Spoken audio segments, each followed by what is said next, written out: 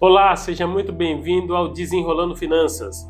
Eu sou o professor Flávio Santos e hoje eu quero falar com você sobre o que compõe o aumento do salário mínimo.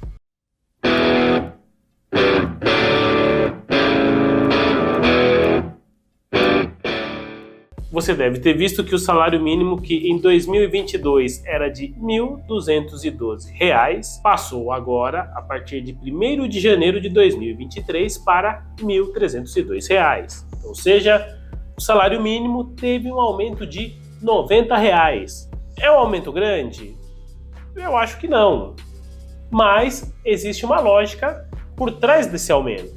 O que o governo pretende com um aumento de R$ 90 é pelo menos repor a inflação do período.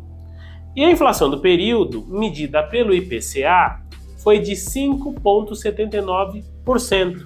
Porém, se você fizer a conta, você vai ver que de 1.212 para 1.302 não dá 5,79, vai dar um pouco mais de 7%.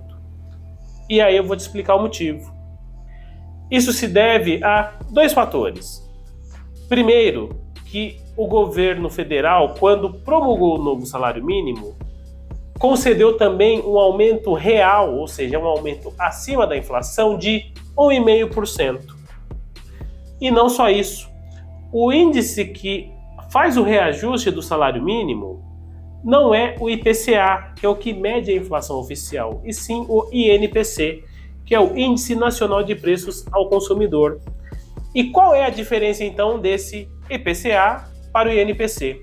O IPCA mede a inflação para famílias que possuem renda média entre 1 e até 40 salários mínimos, ao passo que o INPC mede a inflação para as famílias que possuem renda entre 1 e 5 salários mínimos. A princípio, pode parecer que é tudo a mesma coisa, só que a inflação ela é sempre mais perversa e agressiva para quem ganha menos, porque quem ganha mais consegue ter mecanismos melhores de negociação e principalmente de barganha na hora de fazer as compras, porque se eu ganho mais, eu consigo comprar numa quantidade maior. Se eu compro numa quantidade maior, eu tenho mais poder para negociar desconto na compra ou parcelamentos mais generosos se eu estiver comprando com cartão de crédito. Então, quem tem mais renda acaba tendo um poder de consumo muito melhor do que quem ganha menos dinheiro. E aí é que vem o lado importante que você precisa entender. A renda média do brasileiro é de R$ 2.700, falando hoje, janeiro de 2023. Esse é o número dos últimos 12 meses. Então, um brasileiro que tem uma atividade qualquer consegue, no final do mês, oferir uma renda de R$ 2.700 na média. Isso quer dizer que o cara que está lá no Acre ganha a mesma coisa do que o indivíduo que está no Rio Grande do Sul? Claro que não. A atividade econômica é muito mais intensa no Sul e no Sudeste. E os custos de vida para morar nessas regiões também são maiores. Isso faz com que os salários no Sul e no Sudeste sejam ligeiramente maiores do que a média nacional. O custo de vida para uma pessoa morar em algumas cidades do Nordeste é muito menor do que você morar na Grande São Paulo. Isso equivale também à região norte. Uma pessoa que mora no Acre, muitas vezes tem um custo de vida infinitamente menor do que uma pessoa que mora em Curitiba, no Paraná. Porém, eu não posso fazer uma conta para reajustar em cima do custo de vida do Sul, do Sudeste, do Nordeste ou do Centro-Oeste. Eu preciso fazer uma média, porque é através das médias que o governo monta os seus orçamentos. E é o que você também faz na sua casa. Se você vai montar o seu orçamento, você vai colocar lá que você gasta na média, por exemplo, R$ 150 de energia elétrica. Que você gasta, na média, R$ 60 de gasto com água. Que você gasta, na média, R$ 120 com acesso à internet. E por que a média? Porque esse número pode subir ou pode diminuir em algum momento do ano. Mas se eu quero fazer uma projeção para 5, 10, 12 meses ou anos, eu não vou ter como saber exatamente quando eu vou gastar em cada um desses períodos. Por isso que a gente faz a conta pela média. E isso explica por que a renda média do brasileiro é de R$ 2.700. Mas a ideia do vídeo, no final das contas, é te dizer que, independente do índice, independente do aumento que o salário mínimo teve, o que é importante no seu dia a dia e na sua vida? Você calcular qual é a inflação que afeta o seu orçamento.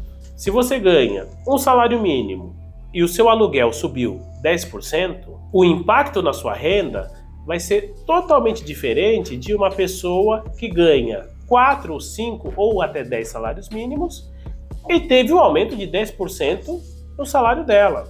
Porque quanto maior a renda, mais defesas eu tenho para amenizar os impactos dos aumentos que acontecem nos itens que eu consumo regularmente. Então, o recado que eu deixo para você é: não se atente aos índices que você vê no noticiário. O que é importante na sua vida é calcular qual que é a inflação do seu orçamento. E isso inclui alimentos, consumo básico de itens como energia, como água, como internet, valor de transporte. Se você tem carro, você sofre o efeito do aumento dos combustíveis. Se você não tem carro, você depende de transporte público. E o transporte público também é reajustado em razão dos índices oficiais. Já se você faz uso de aplicativos de transporte, a tarifa desses aplicativos recebe a incidência de vários fatores para chegar no custo da corrida que você contratou. Mas o fato é que, mais uma vez, se eu estou em uma localidade em que a renda média da população é maior, fatalmente eu vou pagar muito mais nas corridas desses aplicativos, porque no final das contas tudo está relacionado. Quanto maior a renda, maior o gasto. E aí, claro, quanto maior o gasto, maior pode ser o impacto da inflação do seu orçamento. Então, fique atento à inflação dentro do seu orçamento. Óbvio que é muito importante saber qual é a inflação nacional para que a gente possa se organizar em termos de tendências de aumentos ou de diminuição de preços.